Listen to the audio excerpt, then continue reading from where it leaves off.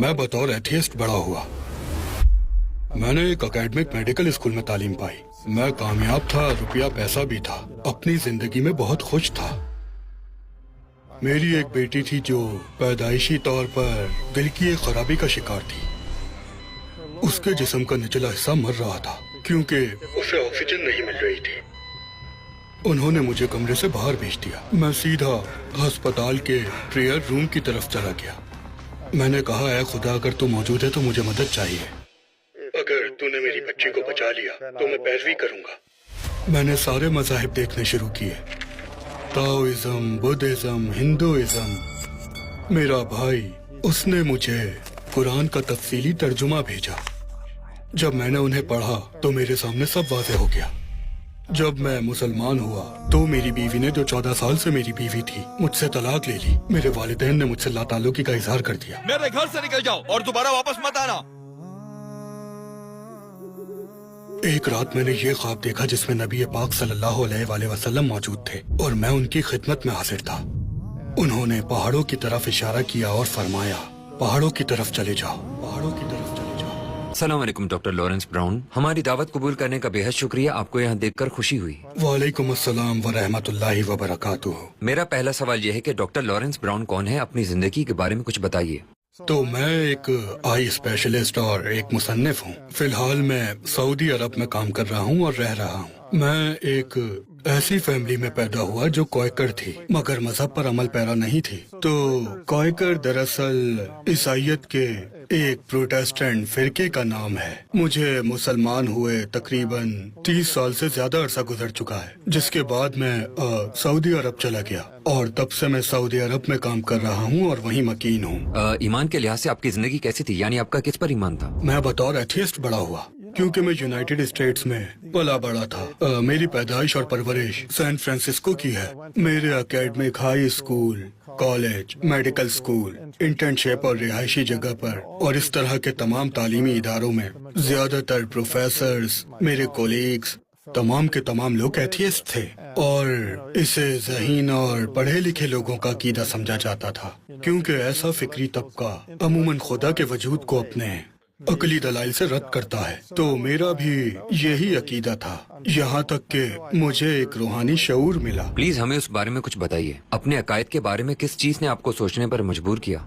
इसे वाज़ेह अल्फाज में बयान करना मुश्किल है। मैं एक कंसल्टेंट ऑप्थोमोलॉजिस्ट बन गया था। इस तालीम और ट्रेनिंग के बहुत लंबे अरसे के बाद मैं कामयाब था, रुपया पैसा भी था। यूं समझे कि मैं जो चीज चाहता था खरीद लेता था और मैं अपनी जिंदगी में बहुत खुश था। तब मैंने इर्द गिर्द देखा और महसूस करना शुरू किया कि मजीद भी कुछ होना चाहिए। मगर मुझे असल झटका तब लगा जब मेरी बेटी की पैदाइश एक बीमारी के साथ हुई। वो बीमारी दिल की बीमारी थी, बल्कि वो दिल नहीं, दिल से निकलने वाली एक बड़ी रग का मसला था, एओर्टा।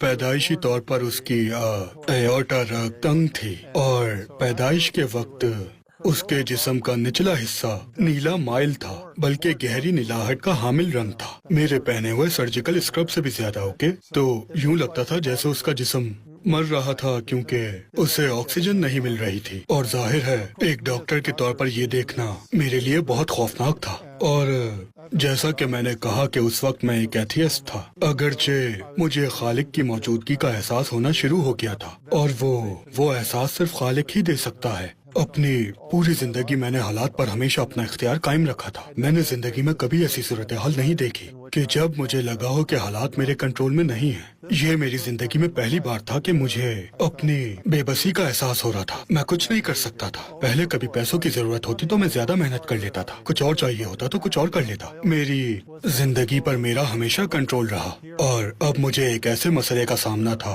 कि जब मैं बच्ची को इस हालत में देखता तो मुझे एहसास होता कि मैं कुछ नहीं कर सकता। अगर कोई इस बच्ची को बचा सकता है तो वो मेरा खालिक है। उन्होंने मुझे कमरे से बाहर भेज दिया। मैं NICU से बाहर निकल आया और मेरे दिल में एक एहसास पैदा हो रहा था। मैं सीधा अस्पताल के प्रेयर रूम की तरफ चला गया। मैं प्रेयर रूम में दाखिल हुआ और मैंने बस एक सादा सी दुआ मांगी। क्या आपने कभी किसी बेयकीन इंसान की दुआ सुनी है? ओके, एक बेयकीन इंसान की दुआ बस ये होती है कि ए खुदा, अगर तू मौजूद है तो मुझे मेरी रूह को बचा ले। अगर रूह वाकई होती है, राइट?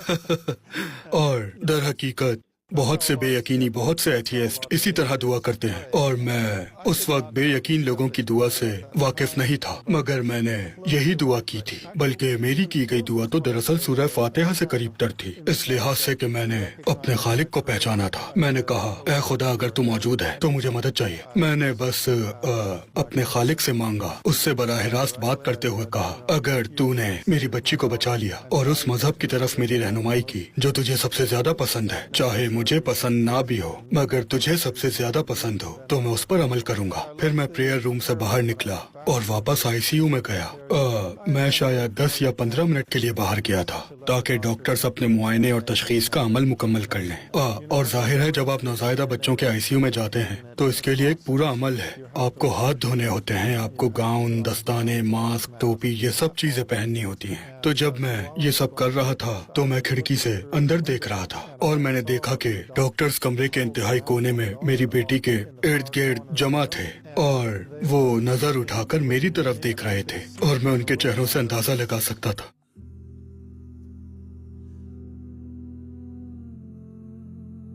میں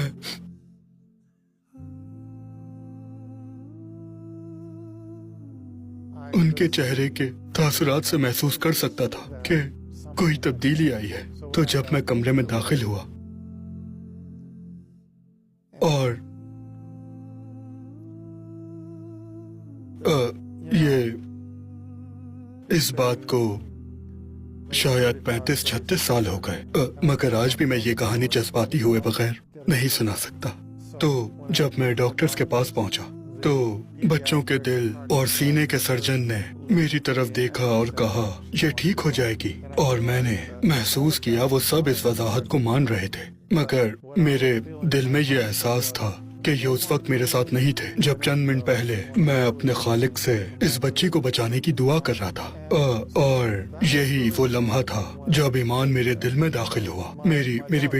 میری بیٹی حیانا وہ بالکل نارمل ہو گئی، اسے نہ کسی دوا کی ضرورت پڑی، نہ سرجری کی، اسے کسی قسم کے طبی علاج کی ضرورت نہیں پڑی، وہ بالکل نارمل ہو گئی۔ آپ اسے معجزہ کہہ سکتے ہیں یا ڈاکٹر کی وضاحت قبول کر سکتے ہیں، مگر میرے لیے یہ اپنے خالق سے کیا ہوا ایک وعدہ تھا۔ میں نے اس سے کہا تھا، یہ وعدہ کیا تھا کہ اگر وہ میری بچی کو بچا لے اور مجھے اس مذہب کی طرف رہنمائی دے جو اسے سب سے زیادہ پسند ہو تو میں اس پر عمل کروں گا۔ میں ذرا اپنے جذبات پر قابو پا لوں تبھی بات جاری رکھ سکوں گا۔ اچھا، اس کے بعد میرے لیے تقریباً 4 یا 5 سال کا ایک دور آیا جو میرے لیے شدید نفسیاتی دباؤ کا باعث بنا، کیونکہ میں یہ وعدہ کر چکا تھا کہ اگر خدا نے مجھے اس مذہب کی طرف رہنمائی دی جو اسے سب سے زیادہ پسند ہو، مگر وہ مذہب مجھے ملا ہی نہیں۔ مطلب میں نے سارے مذاہب دیکھنے شروع کیے، تاؤزم، بدھزم، ہندوازم، اور آخر میں ظاہر ہے میں نے وہی کیا جو ویسٹ کے زیادہ تر لوگ کرتے ہیں۔ میں نے ایک بائبل لی اور اولڈ ٹیسٹمنٹ کو پڑھنا شروع کر دیا۔ جب میں نے اولڈ ٹیسٹمنٹ کو پڑھنا شروع کیا تو مجھے ایک کنیکشن سا محسوس ہوا۔ میں نے سوچا، اوکے، میں تو اولڈ ٹیسٹمنٹ کی بتائی ہوئی بہت سی باتوں کو مانتا ہوں۔ وہاں میں نے اپنے خالق کے بارے میں بہت کچھ پایا جس پر میں ایمان لا سکتا تھا، مگر اس کے ساتھ ساتھ اولڈ ٹیسٹمنٹ 3 پیغمبروں کے آنے کی پیش گوئی بھی کرتا ہے۔ مگر پھر میرے ذہن میں یہ سوال باقی رہا کہ تیسرا پیغمبر کہاں ہے؟ بائبل میں پیراکلیٹوس کے لفظ پر بہت بحث کی جاتی ہے۔ پیراکلیٹوس کا ترجمہ بہت سے لوگ کہتے ہیں کہ احمد ہو سکتا ہے، جو کہ نبی پاک کا ایک نام ہے صلی اللہ علیہ وسلم۔ پیراکلیٹوس کا ذکر بائبل میں صرف 5 بار آیا ہے، ایک بار اس جگہ اور دوسری جگہ عیسیٰ علیہ السلام کو کہا گیا ہے پیراکلیٹوس۔ تو اب ہم جانتے ہیں کہ پیراکلیٹس کیا ہے۔ ایک تو عیسیٰ علیہ السلام تھے اور وہ اپنے بعد کسی دوسرے کے آنے کی بات کر رہے تھے، یعنی ان کے بعد اور بھی ہیں۔ اب اگر یہ پیغمبروں کے سلسلے کے ایک آخری پیغمبر کے آنے کی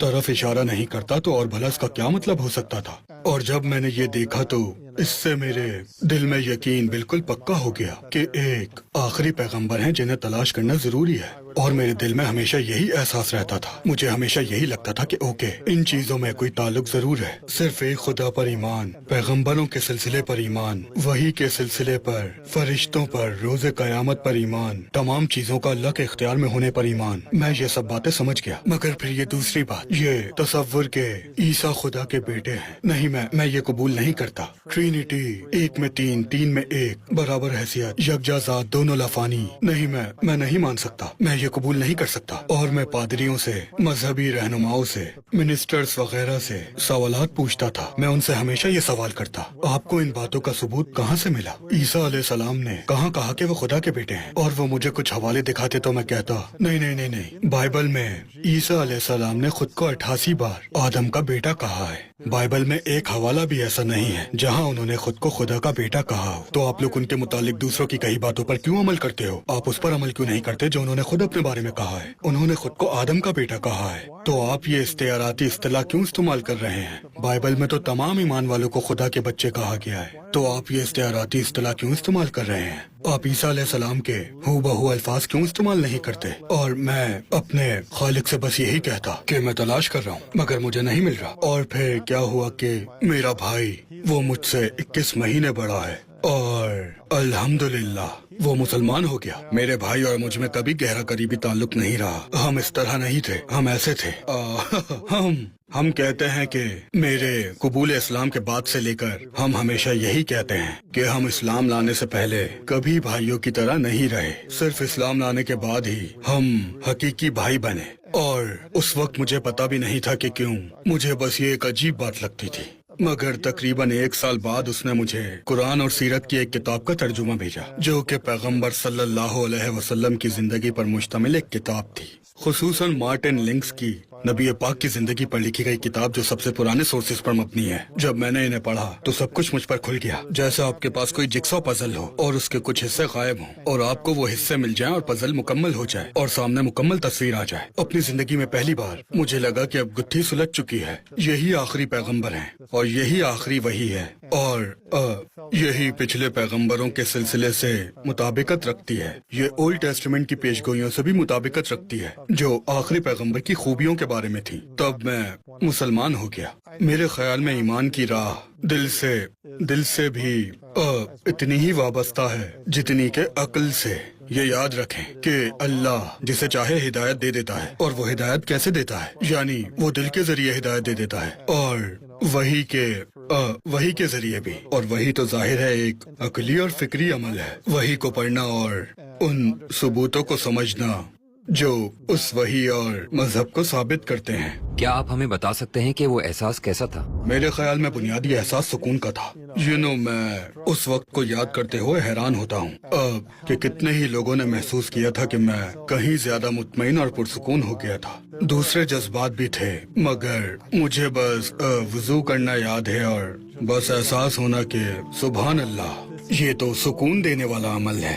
یہ آپ کو مجبور کرتا ہے کہ آپ اپنی مصروفیت کو چھوڑ کر اور وقت نکال کر وضو کریں، اور یہ سوچیں کہ آپ ایسا کیوں کر رہے ہیں، اور اسے نماز سے پہلے اپنی پاکی سے منسوب کریں، اور یہ پورا عمل نہایت سکون بخش ہے۔ آپ نے جب اسلام قبول کیا تو آپ کی فیملی کا کیا ری ایکشن تھا آپ کے ساتھ؟ جب میں مسلمان ہوا تو میری بیوی نے، جو 14 سال سے میری بیوی تھی، مجھ سے طلاق لے لی، تو میں نے اپنی بیوی کو کھو دیا۔ میں نے اپنے بچے بھی کھو دیے کیونکہ عدالت نے اسے بچے دے دیے، صرف اس لیے کہ میں مسلمان تھا۔ انہوں نے بچے اسے دے دیے، عدالت نے بچوں کا حق اسے دے دیا۔ یہ میرے ساتھ واضح طور پر متعصب عمل تھا، کیونکہ مثلاً جب میری سابقہ بیوی نے خلا لینے کے لیے عدالت کا رخ کیا تو جج نے طلاق کی کارروائی کا آغاز کیا، مگر ساتھ ہی مجھ پر ایک پابندی کا حکم لگا دیا۔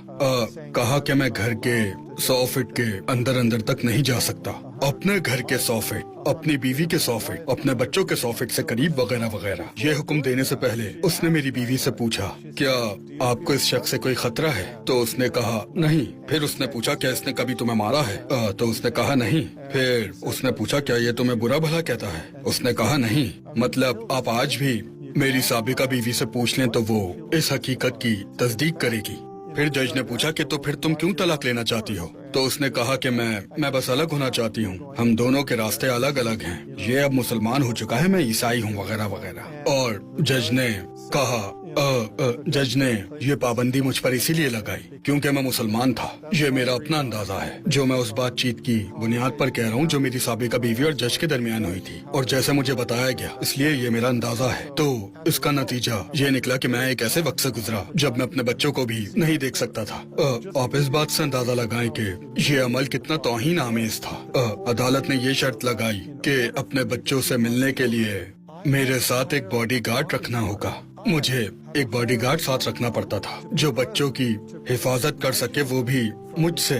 इन मामलात में वो बाप को इतनी जिल्लत से दो चार करते हैं, और ऐसा ये जानने के बावजूद किया गया कि मैंने कभी कोई जबानी बदकलामी, कोई जिस्मानी बदसलूकी, कभी खौफजदा करने वाला रवैया कुछ नहीं किया। मेरी बीवी बस ये सब शराइत मान गई। आप उससे इसकी वजूहात पूछ सकते हैं, मगर ये अमल वाकई इतना जिल्लत आमेज था। तो बहरहाल इससे बढ़कर मैं और क्या खोता। मतलब घर, बीवी, बच्चे, कार, जायदाद, मतलब सिर्फ घर में ही मैंने $2.5 लाख के सिर्फ आर्ट वर्क ही दीवारों पर लगा रखे थे। मेरा वो सब कुछ खो गया। तलाक के बाद मेरे पास जो बाकी बचा वो मेरी SUV और $5,000 थे, और बस। इसके अलावा मैंने अपने बहुत से दोस्त खो दिए। मेरी वालिदा और वालिद ने मुझसे मुंह मोड़ लिया। उन्होंने मुझे एक खत भेजा, लिखा था हमारे पास मत आना, कॉल मत करना, हम तुमसे कोई राब्ता नहीं रखना चाहते, हम तुम्हें जायदाद से आग करते हैं, वगैरह वगैरह। और यूं सब खत्म हो गया। अब इस कहानी की अच्छी बात यह है कि कई साल गुजरने के बाद हमारी बातचीत दोबारा शुरू हुई। जैसे जैसे वो बूढ़े होते गए हमारे ताल्लुकात में इतनी बेहतरी आ गई कि दोनों ने अपनी अपनी वफात से पहले इनफरादी तौर पर कलमा पढ़ लिया। मेरे वालिदैन वफात पा चुके हैं। दोनों ने इनफरादी तौर पर कलमा पढ़ा, और मुझे उम्मीद है अल्लाह ने उनका ईमान कबूल कर लिया है। ठीक है, और हमने सुना है कि आप मदीना मुनव्वरा में रहते हैं। मेरा सवाल है कि रसूल अकरम की किस बात ने आपको ज्यादा मुतासिर किया? सलातो वस्सलाम। मेरे ख्याल में ये उनकी शख्सियत की मजबूती और उनके पैगाम की सच्चाई की एक निहायत अहम गवाही है। जो लोग नबी करीम सल्लल्लाहु अलैहि वसल्लम की ये कहकर तौहीन करते हैं कि माज़ अल्लाह वो सिर्फ दौलत या औरतों के ख्वाहिशमंद थे, या कमांडर या बादशाह बनना चाहते थे, या कुछ और, ये वो बात है जिसका वो जवाब नहीं दे सकते। क्योंकि अगर वो इस्लाम छोड़ने पर राजी हो जाते तो कुरैश तो उन्हें अपना सबसे दौलतमंद शख्स और अपना बादशाह बनाने की पेशकश कर रहे थे, और वो इस्लाम की किसी पाबंदी के बगैर जितनी चाहते बीवियां रख सकते थे। वो दुनिया की खूबसूरत तरीन औरतों का सबसे बड़ा हरम रख सकते थे, और इसके अलावा भी बहुत कुछ। अगर वो इस्लाम की दावत देना छोड़ देते तो जो चाहते पा सकते थे, और जारी रखते तो कुछ न पाते। आगे का रास्ता मुश्किलात और आजमाइश का रास्ता था, मगर उन्होंने खुद को इसी रास्ते पर साबित कदम रखा। तो ये एक ऐसे शख्स की मिसाल है जो वही की सच्चाई और अपने खालिक की अतातो बंदगी के लिए खुद को वक्फ कर देता है। मेरे लिए तो ये बात कमाल से भी बढ़कर है। ये वो दर्जा है जो कोई इंसान कभी हासिल नहीं कर पाएगा। क्या आपने कभी हुजूर सल्लल्लाहु अलैहि वसल्लम को अपने ख्वाब में देखा? ओके, आपने मुझसे बहुत मुश्किल सवाल कर डाला। हाँ, मैंने देखा है, अल्हम्दुलिल्लाह। एक रात मैंने ख्वाब देखा जिसमें नबी पाक सल्लल्लाहु अलैहि वसल्लम मौजूद थे। मैं उनकी खिदमत में हाजिर था, और हम एक पुराने तर्ज के कस्बे में थे, जैसे आप अमेरिकन काउबॉय मूवी में देखते हैं। तो नबी पाक सल्लल्लाहु अलैहि वसल्लम ने पहाड़ों की तरफ इशारा किया और फरमाया, पहाड़ों की तरफ चले जाओ। मैंने पहाड़ों की जानिब देखा तो वो मुझे अनोखे लगे। मैंने ऐसे पहाड़ पहले कभी नहीं देखे थे। आपने फरमाया, पहाड़ों में रहने वालों के पास चले जाओ, क्योंकि पहाड़ों में जिहाद जारी है। हम सब समझते हैं कि जिहाद का मतलब सिर्फ दुश्मनों से लड़ाई नहीं होता। इससे मुराद जिद्दोजहद या जाती कोशिश भी हो सकती है। मुझे उनसे ये कहना याद है, ठीक है, मगर हमारा जमाना आपके जमाने से मुख्तलिफ है। अगर मेरे जमाने में मुझे कुछ हो गया तो मेरी बीवी और बच्ची का ख्याल रखने वाला कोई नहीं होगा। तो नबी सल्लल्लाहु अलैहि वसल्लम ने फरमाया, मैं तुम्हारी बीवी और बच्ची का ख्याल रखूंगा। फिर जैसे मूवी का सीन बदल जाता है, हम अचानक पास वाली लकड़ी की इमारत के अंदर मौजूद थे। वो एक जनरल स्टोर जैसा था। काउंटर पर कैंडीज से भरे हुए शीशे के बड़े बड़े बर्तन रखे थे, और उन्होंने एक बड़े शीशे का बर्तन उठा लिया। वो तकरीबन इस साइज का था। कैंडीज से भरा हुआ, इस तरह की गोल कैंडीज से भरा हुआ, और उन्होंने उसे मेरे सीधे हाथ पर रख दिया और फिर उन्होंने गोल गम बॉल्स से भरा हुआ एक बड़े शीशे का बर्तन उठा लिया और उसे मेरे दूसरे बाजू में देते हुए फरमाया, ये पहाड़ वालों के पास ले जाओ। ये ख्वाब था जिसे शायद मैंने 1999 में देखा था, लिहाजा मैंने मदीना आने का फैसला कर लिया। मुझे सऊदी अरब से जॉब की ऑफर हुई थी। मैंने फैसला किया और 2 साल के कॉन्ट्रैक्ट पर सऊदी अरब आ गया। तमाम काम बखैर खूबी मुकम्मल हुए। इस बात को 26 साल हो गए। मैं आज भी मदीना में हूँ अल्हम्दुलिल्लाह। मगर ख्वाब के बारे में अहम बात यह है, एक दिन मैं अपनी बालकनी में खड़ा था और ओहद पहाड़ को देख रहा था। मैं उसे पहले भी कई बार देख चुका था, मगर पता नहीं क्यों दिन का वो वक्त, सूरज की पोजीशन, पहाड़ पर रोशनी का पड़ना, हर चीज बिल्कुल परफेक्ट थी और पहली बार मुझे एहसास हुआ, सुभान अल्लाह, ये तो वही पहाड़ है जो मैंने ख्वाब में देखा था। यानी कि पहाड़ वाले लोग यही हैं, मदीना के रहने वाले। यानी यही मेरा जिहाद या मेरी जिद्दोजहद है। अब ये ताल्लुक यहीं खत्म नहीं होता, क्योंकि मेरा दिल इस खित्ते से जुड़ा हुआ है। मेरी बेटी की उम्र 27 साल है। एक वक्त ऐसा आया था जब उसे कॉलेज जाना पड़ा, लिहाजा मैं अपनी जॉब छोड़ने के लिए तैयार था ताकि अपनी फैमिली के साथ वापस वेस्ट में जा सकूं और मेरी बेटी मगरिबी तालीम हासिल कर सके। मगर मेरी बीवी ने मुझे मेरा ख्वाब याद दिलाया कि मेरी असल जगह यही है और वो खुद मेरी बेटी के साथ अमेरिका चली गई। अच्छा, मेरी बीवी फलस्तीनी है। वो मेरी बेटी की देखभाल के लिए अमेरिका जा रही थी, मगर हकीकत ये है कि वो दोनों ही अमरीकी तौर तरीकों की आदी होने की कोशिश कर रही थी, माहौल को समझना और मुआशरती उतार चढ़ाव को सीख रही थी। मेरी बेटी कॉलेज की तालीम पा रही थी और मेरी बीवी उसकी तालीम और दूसरे मामलात को संभालने में मदद दे रही थी। और एक दिन जब वो अमेरिका में थी तो एक चीज जो उसे बहुत मुश्किल लगती थी वो था मेरी बेटी के साथ रोजाना उबर में कॉलेज जाना और फिर उबर में वापस आना, और फिर दिन के अख्ताम पर उबर उसे पिक करती और उन्हें वापस ले आती। उबर्स के जरिए होने वाले सफर हमेशा उसे फिक्र में मुब्तला रखते थे। एक औरत का किसी अजनबी आदमी के साथ कार में अकेले होना और इसी तरह की फिक्र। फिर एक दिन उसे एक ख्वाब आया जिसमें उसने देखा कि वो उबर कार में बैठने के लिए उबर कार की तरफ जा रही है। तो ड्राइवर कार से उतरा और उसने मेरी बीवी के लिए दरवाजा खोला और वो ड्राइवर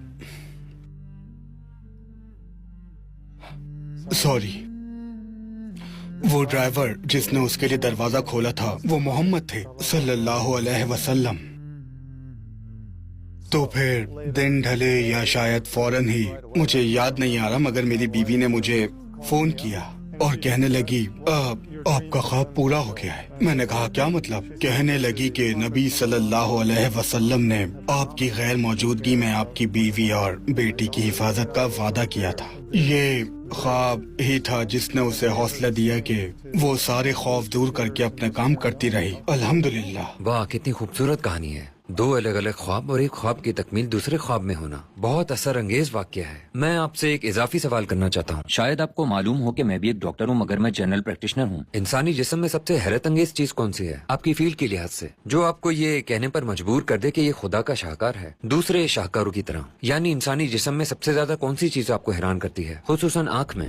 मुसलमान होने से पहले एक चीज जिसने मुझे रूहानी तलाश की तरफ माइल किया वो ये थी कि मैं ऐसे कुछ लोगों से मिला जिन्हें मौत के करीब का तजुर्बा हुआ था। मौत के करीब जाने वाले किसी शख्स के तजुर्बे में ये होता है कि वो अपने जिस्म से निकल जाता है और अपने जिस्म को ऊपर से देखता है, और फिर जैसे ही ऊपर उठता है तो ऊपर से पूरा मंजर देखता है। इंतहाई बेदार जहन के साथ लोगों की बातों को सुन सकता है और देख सकता है कि वो क्या कर रहे हैं, यहाँ तक कि जो लोग उससे काफी फासले पर हों। जैसे कि एक औरत जिसे मौत के करीब एक तजुर्बा पेश आया था। वो पैदल चल रही थी कि एक कार ने उसे टक्कर मार दी और उसे इतनी जोरदार टक्कर लगी कि उसका सीना फट गया, जिसमें से दिल और फेफड़े नजर आ रहे थे। पैरामेडिक्स ने मौके पर ही उसे मुर्दा करार दे दिया था, मगर वो बच गई। उसने बताया कि वो बादलों की ऊंचाई तक ऊपर चली गई थी, मगर उस वक्त इतनी दूर होने के बावजूद वो हर चीज को तफसील से देख सकती थी, हर बात सुन सकती थी कि क्या कहा जा रहा है और उसके जिस्म के साथ क्या किया जा रहा है। वो कई ब्लॉक्स दूर के लोगों को भी देख सकती थी जिन्होंने एक्सीडेंट देखा था। اور ان کی باتیں سن سکتی تھی. ایک ڈاکٹر کی حیثیت سے میرے پاس اس کی کوئی سائنسی وضاحت نہیں، مگر میری اس پہلو میں دلچسپی پیدا ہو گئی. اس وقت لندن میں ایک ایسوسی ایشن تھی جس نے 2000 کے قریب ایسے موت کا سامنا کرنے والے اور جسم سے باہر نکلنے کے تجربات جمع کیے تھے. تو انہی باتوں میں سے ایک چیز جس نے مجھے روحانی تلاش پر لگایا یہ شعور تھا کہ ہمارے جسموں میں محض مادی وجود سے بڑھ کر بھی کچھ ہے، اور وہ صرف روح ہو سکتی ہے. مجھے لگتا ہے کہ کچھ لوگ اسے مانیں گے اور کچھ نہیں، مگر شاید میں یہی کہوں گا. سب سے پہلے تو آپ کے سوال کا جواب دے دوں. ہمارے جسموں میں سب سے زیادہ معجزاتی، حیرت انگیز، خوبصورت چیز ہماری روح ہے، ہماری سول ہے، یا مجھے دوسرا نام دینے دیں، زندگی. یہ نہ صرف ہم میں موجود سب سے خوبصورت چیز اور ہمیں زندہ رکھنے کا ذریعہ ہے، بلکہ دراصل یہ ایتھیزم کی نفی بھی کرتی ہے، کیونکہ ایتھیزم بگ بینگ اور قدرتی انتخاب کے تحت ارتقاء کے عمل کے ذریعے یہ وضاحت کرتا ہے کہ، اور یہ بھی وہ جزوی بیان کر سکتے ہیں، مکمل طور پر نہیں، میں پھر کبھی اس پر بات کر سکتا ہوں. وہ جزوی وضاحت کرتے ہیں کہ ہم کیسے وجود میں آئے، مگر ایک بات جس کا وہ جواب نہیں دے سکتے کہ زندگی کہاں سے آئی. رائٹ؟ مطلب کسی چیز کا وجود وہ ابتدائی خلیہ یا ابتدائی جاندار کیسے بنا جس سے ہر چیز ارتقاء پذیر ہوئی. اگر آپ کا اس تصور پر ایمان ہے تو اسے کس نے زندگی دی؟ اللہ ہمیں زندگی کے ذریعے چیلنج کرتا ہے. وہ نہ ماننے والوں کو چیلنج کرتے ہوئے کہتا ہے ایک مردہ جسم کو لو، رائٹ، اور اسے دوبارہ زندہ کر دو، اس میں روح دوبارہ ڈال دو، اسے روح لوٹا کر زندہ کر دو. اور انسانوں نے کوشش بھی کی ہے. انہوں نے فرینکنسٹائن قسم کے تجربات کیے، مردہ جانوروں کو لے کر فرینکنسٹائن کے تحت ان کے اعضاء جوڑنے کی کوشش کی، مگر وہ انہیں زندہ نہ کر سکے. میں نے سنا ہے کہ روس میں، پتہ نہیں یہ سچ ہے یا نہیں، مگر میں نے سنا ہے کہ انہوں نے یہی کام انسانوں کے ساتھ کرنے کی کوشش کی مگر ناکام رہے. آپ مردے کو زندہ نہیں کر سکتے، لہٰذا وہی بات کہ زندگی کہاں سے شروع ہوئی.